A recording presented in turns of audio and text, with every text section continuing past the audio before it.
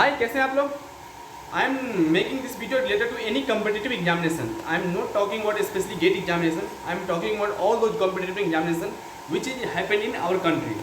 I will be talking about what would be the reason to become a failure in any competitive examination. Okay guys, तो ये सबसे बड़ी reason हम लोगों को पता चलनी चाहिए कि क्या रीज़न हो सकती है कि आपको एक कम्पिटिटिव एग्जामिनेशन में आप फेल कर सकते हो, फेल्योर हो सकते हो। ठीक है, तो मैं आप लोगों को कुछ जो मैं पर्सनली जो मैं इस चीज़ को फील किया हुआ हूँ, मैं अपने बारे में हर चीज़ बताया हुआ हूँ। आप लोग नहीं देखे हो वीडियो तो प्लीज़ आप लोग जाके देखना, मेरे बहुत सारे मैंने वीडियो डाले हुए हैं, उसमें मेरे बारे में आपको बहुत चीज़ मैं अपने बारे में बताया हुआ हूँ, तो प्लीज़ आपको उससे पता चल जाएगा। ऐसे मैं गेट का प्रिपरेशन किया हुआ हूँ 3 साल और मुझे बहुत ही ज़्यादा अनुभव है। I experience a lot for this competitive examination. What would be the mindset for any competitive examination. किस तरह की माइंडसेट आपकी होनी चाहिए कोई भी कम्पिटिटिव एग्जाम को आपको निकालने के लिए। ठीक है, तो ये चीज़ मैं आपको थोड़ा बहुत इस पर डिस्कशन करूँगा, उसके बाद मैं आगे की बात और भी कुछ करूँगा। ठीक है, तो चलिए, सबसे बड़ा रीजन होती है ना आपकी, जो हम लोगों की ना सबसे बड़ी स्ट्रॉन्ग मेंटेलिटी नहीं होती है। ठीक है, जैसे मैं अपना पर्सनली मैं बात करूँ तो मेरा उतना अभी तो मैं कुछ चेंज हुआ हूँ, मैं बताऊँगा उसका एक फेल्योर भी होने का भी बहुत सारे फायदे हैं। ठीक है, अब ज़िंदगी में अगर लाइफ में आप फेल्योर हो रहे हैं उसका भी कुछ आपको एडवांटेज मिलेगा बाद में। ठीक है, तो मैं बताऊँगा उसका अलग वीडियो मैं उसमें आपको शेयर करूँगा क्या चीज़ चेंजेज होती है जो आप एक बार फेल आप एनी एग्जाम में आप होते हो तो। ठीक है, तो सबसे पहले मैं इस चीज़ को अगर बताऊँ आप लोगों को कि एक स्ट्रॉन्ग मेंटेलिटी कोई भी एग्जाम के लिए होना बहुत ही ज़्यादा ज़रूरी है। जैसे मेरा पर्सनल ये मेरी सबसे बड़ी एक प्रॉब्लम थी, जो मेरी एक थी कि मैं इतना स्ट्रॉन्ग माइंड सेटअप का था ही नहीं। जब भी मैं बहुत जल्दी घबराने लगा, जल्दी क्वेश्चन देखा, मान लो मैं एग्जाम हॉल में बैठा हूँ, क्वेश्चन देखा नहीं बनी तो मैं एकदम अजीब सा घबराहट मतलब होने लगती थी कि यार ये तो क्वेश्चन बनने रहे। तो वही चीज़ है कि एक आपकी स्ट्रॉन्ग मेंटेलिटी होनी चाहिए। कोई भी आपका सर्कमस्टेंस हो, कोई भी आपका सिचुएशन हो, कोई भी सर्कमस्टेंस हो, आपको कूल रहना बहुत ही ज़्यादा जरूरी है कोई भी कम्पिटिटिव एग्जामिनेशन है। मैं नहीं बोल रहा हूँ कि एक ओनली मैं जैसे मैं गेट का प्रिपरेशन किया हूँ, IAS का प्रिपरेशन किया हूँ, पेपर दिया हूँ तो इसका आप सिर्फ मैं उसी के बारे में बता रहा हूँ, ऐसा नहीं है। मैं कोई भी कम्पिटिटिव एग्जामिनेशन, क्योंकि कम्पिटिटिव एग्जाम तो एक ही जैसा होता है, हो सकता है सिलेबस आपका डिफरेंट हो, लेकिन वही सब चीज़ आपकी वही वैसे कंपटीटर आपके होंगे जैसे अदर एग्जाम में होंगे और उस एग्जाम में होंगे। तो मैं हर एग्जाम के लिए बात कर रहा हूँ कि आपकी एक स्ट्रॉन्ग मेंटेलिटी होना बहुत ही ज़्यादा ज़रूरी है। तो आप लोग अभी समझ जाओ कि हम लोग कोई कम्पिटिटिव एग्जाम आप प्रिपरेशन कर रहे हो तो अपने माइंडसेट को बहुत ज़्यादा स्ट्रॉन्ग कर लो। अगर नहीं करोगे तो अगर आपको प्रिपरेशन आप बहुत अच्छे से किए हो, 1 and 10% से किए हो, ठीक है, 1 and 10% आप अपना हार्डवर्क दे के किए हो प्रिपरेशन, अगर आपकी गुड मेंटेलिटी, आपकी माइंडसेट गुड और स्ट्रॉन्ग माइंडसेट नहीं है तो आप पक्का एग्जाम में ऐसा मिस्टेक्स करोगे, ऐसे घबराहट से कुछ प्रॉब्लम करोगे जो आपके लिए रैंक हो या आपकी जो मार्क्स आएगी उसके लिए आपकी बहुत ही हार्मफुल होगी। ठीक है, तो मैं एक चीज़ सबसे पहला चीज़ अगर मैं आपको बोलूँ तो सबसे पहले आप स्ट्रॉन्ग माइंडसेट करने की कोशिश करना। ठीक है, कोई भी सिचुएशन हो, कोई भी सर्कमस्टेंस हो, एकदम सिंपल नॉर्मल रहने की कोशिश करना। ठीक है, ये चीज़ आ गई तो मैं आपको बता रहा हूँ कि मैं अपना पर्सनल एक्सपीरियंस बता रहा हूँ कि मैं बहुत ही ज़्यादा प्रिपरेशन अच्छे जितना लेवल होता उतना हद तक मैंने प्रिपरेशन को रखता था, लेकिन फिर भी मैं एग्ज़ाम में उतना परफॉर्म नहीं कर पाता जितना मुझे करना चाहिए था। तो एक रीज़न मैं ढूंढा कि मैं इतना, मेरी माइंडसेट इतना स्ट्रांग नहीं है, मैं घबराहट बहुत ही जल्दी हो जाता था। ठीक है, तो ये चीज़ मैं आप लोगों से प्लीज़ रिक्वेस्ट कर रहा हूँ, I am requesting to you all you guys, please do this things. Okay, you must have to be good mentality, you must have the strong mentality to handle any situation. Okay, pressure, तो pressure झेलने की आप क्षमता रखो। जैसे कि मेरा ये भी चीज़ है कि अब मैंने कभी लाइफ में इस तरह का प्रेशर हैंडल किया ही नहीं था, ना कभी मैं उस तरह से पढ़ा था, ना कि कोई इतना सीरियस होकर कोई भी कम्पिटिटिव एग्जाम का प्रिपरेशन किया था। तो ये सब चीज़ भी एक बहुत ही आपके लिए एक मायने रखती है। ठीक है, तो चलिए एक चीज़ बताया, मैं आपकी स्ट्रॉन्ग मेंटेलिटी होनी चाहिए। ठीक है, अब मैं अगर दूसरी चीज़ पे बात करता हूँ तो मैं अगर दूसरी चीज़ पे आप लोगों से बात करूँ वो है आपकी एक पेशेंस।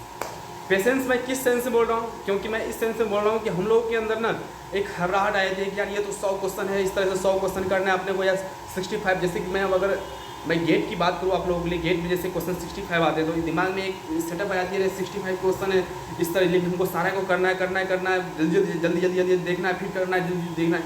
ये चीज़ हमको बहुत ही ज़्यादा मेरे स्टूडेंट के लिए बहुत ही ज़्यादा हार्मफुल चीज़ है। अगर आप घबराहट करते हो अपने एग्जाम हॉल में, अपने एग्जाम में घबराहट थोड़ी सी भी आपको हो रही है उस तरह के, तो समझ लो आपके अंदर पेशेंस नहीं है। अगर तो पक्का आप ऐसा सिली मिस्टेक्स करोगे जो आपको पता भी नहीं चलेगा उस एग्जाम हॉल के अंदर, आप बाहर आओगे अरे यार ये कैसे मेरे से हो सकता है। तो वही चीज़ है पेशेंस। आप पेशेंसली क्वेश्चन को रीड करने की 2 to 3 टाइम्स कोशिश करो। ठीक है, क्योंकि बहुत सारे क्वेश्चन में ऐसा भी होते हैं कि हम लोग देख लेते ऊपर से, हाँ हाँ ये तो हो गई, ये तो हो गई, ये तो हो गई, लेकिन बाद में जब हम लोग देख अच्छे से पढ़ते हैं, जब बाहर निकलने के बाद एग्जाम हॉल से देखते हैं अरे ये कैसे हो गई। तो यही एक रीज़न है कि आप हम लोग क्वेश्चन को पेशेंसली पढ़ नहीं पाते। हम लोग के अंदर दिमाग हड़बड़ाहट चलती रहती है, यार जल्दी करना है, जल्दी नहीं करना है। कॉम्पिटिटिव एग्जाम में कोई भी हो, आपको कोई भी एग्जाम में हो आपको ज़्यादा क्वेश्चन करने से ज़्यादा कितना आपको एक्यूरेसी है वो मेंटेन करना जरूरी है। जैसे कि मैं भी सीखा हूँ, जैसे अगर मैं पर्सनली मैं अपना हर चीज़ में आपसे लिंकअप कर देता हूँ, तो मैं ना यही मेरी बहुत बड़ी प्रॉब्लम थी कि मैं क्वेश्चन को देखना कि 65 क्वेश्चन है मैक्सिमम क्वेश्चन अटैम्प्ट करने, लेकिन नहीं, मैक्सिमम क्वेश्चन अटैम्प्ट करने से कुछ भी नहीं होगा। अगर आपकी अगर एक्यूरेसी अच्छी अगर नहीं है तो कुछ भी नहीं होगा। आप 65 जैसे मैं बोला 65 का 65 कर दिए, लेकिन आपकी एक्यूरेसी 80-70% है, तो फिर क्या हुआ, बात बराबर आपकी जो भी मार्क्स आ रही थी वो भी आपकी घट के चली जाए। इसीलिए please you must have the patience to read any question, okay. At least you have to read 2 to 3 times to get a clarification of question, okay. तो इस तरीके से आपकी माइंड में क्लियर हो रही है कि नहीं क्वेश्चन, ये आप समय दोगे तभी पता चल पाएगी। इसलिए घबराहट आपके अंदर होनी नहीं चाहिए। You must have to be patience while you are reading question, okay. ये चीज़ आपकी दूसरी मैं बता दिया। एक पहला क्या बताया आपके अंदर कि स्ट्रॉन्ग माइंडसेट आप बना लो, कोई भी सिचुएशन कोई भी सर्कमस्टेंस आए आपकी कूल रहना जरूरी है। जितना भी कूल रह सके आपको कूल रहना बहुत ज़्यादा जरूरी है, ठीक है। और दूसरा बताया पेशेंस। मैं तीसरी अगर मैं तीसरी बात करूँ आप लोगों से, तो वो है फार्मूला। क्योंकि मैं कुछ कंसेप्ट होते हैं, कुछ फार्मूले होते हैं जो हम लोगों को एग्जाम में कोई भी एग्जाम में हम लोग यूज पड़ती है। तो कितना सारे से मैं सुना हूँ यार मैं तो एग्जाम हॉल में ये भूल ही गया था यार, इस तरह की मुझे आती थी, ये कंसेप्ट मुझे क्वेश्चन आती भी थी, मैं कर सकता, लेकिन कुछ फार्मूले जो है उसके वजह से मैं इस चीज़ को कर नहीं पाया। तो उसका मैं आप लोगों को रीजन बताता हूँ। क्योंकि जब हम लोग प्रिपरेशन करते रहते हैं ना, तब उस समय हम लोग क्या करते हैं कि जब फार्मूला को देख लेते इस तरह से देख के काम कर लेते हैं। लेकिन नहीं, ऐसा नहीं करना है अपने को। जब भी आपको भी क्वेश्चन उससे रिलेटेड आए आपको, तो आपको उस फार्मूला को at least 2 to 3 times you must have to write on your copy for your revision, okay. इस तरह से आप 2 से 3 बार अगर आप उस फार्मूले को लिख दोगे ना आप, तो आपके मैं गारंटी लेता हूँ कि ऑटोमेटिकली आपके दिमाग में वो जो फार्मूले फेच हो जाएगा। कभी आप एग्जाम हॉल में भूल ही नहीं सकते। ये एक मेरी सबसे अच्छी चीज़ रही कि मैं भी कभी भी मैं कोई कंसेप्ट या कुछ भी ऐसा फार्मूला हो जो मैं कभी आज तक एग्जाम हॉल में भूला ही नहीं। तो एक रीज़न यही है कि मैं जब भी मैं प्रिपरेशन करता था, जब भी मैं क्वेश्चन बनाता था कि देखता था कि उससे रिलेटेड एक क्वेश्चन आ रही है मम्मी ये वाली, तो मैं कोशिश करता था उसको 2 से at least 2 to 3 times I should write for revision purpose, okay. I should write for only revision purpose. इस तरह की माइंड सेट अलग से बना लेता था। इससे क्या होता थी कि मैं कभी भी कोई भी कंसेप्ट कोई भी फार्मूला एग्जाम हॉल में आज तक भुला नहीं होगा। हो सकती है मैंने सिली मिस्टेक्स किए, मैं आप लोगों को पहले बता चुका हूँ कि किस तरह से, तो ये चीज़ बता रहा हूँ, ठीक है।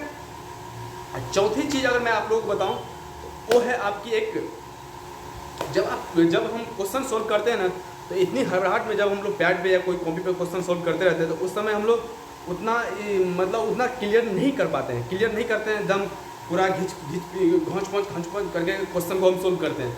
लेकिन उसी समय क्या होती है हम लोगों की कि कुछ क्वेश्चन ऐसे होंगे कि आपको लग रहा होगा कि बन जाएगा, लेकिन अब जब हम लोग एंड में जाते हैं ना, तो उस क्वेश्चन नहीं बन पाती है। तो उसके लिए हम लोगों को टाइम भी खराब हो गई, ठीक है, ये भी होगी। लेकिन ऐसा नहीं करना है। तो आपको इससे क्या होगी कि आप जब क्लियर लिख के क्वेश्चन सोल्व कर क्लियर रहोगे, और हो सकता है कि आपको क्वेश्चन आपको लास्ट में नहीं बने, ठीक है, लास्ट में नहीं बना हो, उस क्वेश्चन को आप जगह करके छोड़ सकते हो। यही चीज़ आप लास्ट में जब आप रिवीजन मोड में आओगे, जब रिवीजन कर देखोगे यार कौन कौन सा क्वेश्चन मैंने किया, कौन क्वेश्चन मैंने नहीं किया, तो उस समय आप लोग क्या कर सकते हो, उस क्वेश्चन को सिंपली आप उस समय आपको बन जाती है। लास्ट में ना बहुत हम लोगों को जो दिमाग चलती है लास्ट में, जब मूवमेंट आते हैं ना यार तो टाइम नहीं, तो उस समय ना दिमाग बहुत ज़्यादा फास्ट काम करती है। तो हो सकता है ये क्वेश्चन आपसे बन जाए, ठीक है। तो मैं एक चीज़ आपसे यही सिंपली करना चाहता हूँ कि जब आप क्वेश्चन सोल्व करते हो तो प्लीज़ आप पूरे क्लियर लिखा करो, ठीक है, कि आपको थोड़ा क्लियर रखना है कि यार जब मैं दोबारा रिवीजन करूँ तो वो चीज़ मेरे दिमाग में मैं समझ सकूँ कि यार ये नहीं ये था, ये नहीं ये था, इस तरीके से मैं एक चीज़ को समझ सकूँ और रिवीजन कर सकूँ, ठीक है। तो क्योंकि रिवीजन में भी मैं जैसे कि मैं 2021 में जैसे मैंने गेट एग्जाम दिया, मैं अपना अगर बात करूँ तो 2 क्वेश्चन मेरे सही हुए, ठीक है। कैसे सही हुए, वही रिवीजन में मैं इस बार दिमाग में रख लिया था कि यार मुझे जो भी क्वेश्चन सोल्व करना है मैं क्लियर करूँगा, ठीक है। तो हो सकती है कि आप जब सोल्व कर रहे हो तो आप जब रिदम आप पकड़ लियो तो हो सकती है कुछ आपके सिली मिस्टेक्स हो जाए। तो वही चीज़ मेरे साथ हो गई थी, ठीक है। तो उसको मैं जब रिवीजन किया, देखा क्लियर लिखा हुआ, तो मुझे रिवीजन करने में टाइम भी नहीं लगा। तो देखा ये तो सिंपली ये मिस्टेक्स आ, तब मैं 2 क्वेश्चन मेरा सही हुआ, ठीक है। तो ये मैं पर्सनल जो मैं फील किया वही चीज़ मैं आप लोग बता रहा हूँ, ठीक है। ऐसा नहीं कि मैं कहीं से सुनाया आप लोगों को, क्योंकि मैं भी बहुत ज़्यादा एक्सपीरियंस किया हूँ इस कॉम्पिटिटिव एग्जाम में। जैसे कि मैं स्पेशली मैंने गेट का प्रिपरेशन किया, आईएएस का थोड़ा बहुत मैंने प्रिपरेशन किया, लेकिन मेनली मेरा गेट था, तो मैं भी बहुत ज़्यादा इस चीज़ को समझा हूँ। ठीक है, तो मैं आप लोगों के साथ ये चीज़ मैं शेयर कर रहा हूँ। तो प्लीज़ ये थी जो मैं 4 चीज़ बताया, मैं अब आप लोगों को एक बार रिकॉल कर देना चाहता हूँ। सबसे पहले आपका एक कोई भी कॉम्पिटिटिव एग्जाम के लिए स्ट्रॉन्ग मेंटलिटी, दूसरा पेशेंस, तीसरा जो आपकी है वो आपकी हो गई जो मैं बताया अभी, जो आपकी क्लियर पूरे लिखो अच्छे से, और चौथी जो हो गई आपकी क्या, जो आपकी अच्छे से रीडिंग करनी है। ठीक है, तो यही सब चीज़ तो थी, मैं आप लोगों को बताया। अगर ये वीडियो थोड़ी लंबी होती जा रही है तो प्लीज़ आप लोग बताना कि किस तरह से ये चीज़ मैं जो बोला आप लोगों को थोड़ी बहुत आपके लिए फ्रूटफुल हुआ कि नहीं हुआ, आपके लिए फ्रूटफुल है कि नहीं है।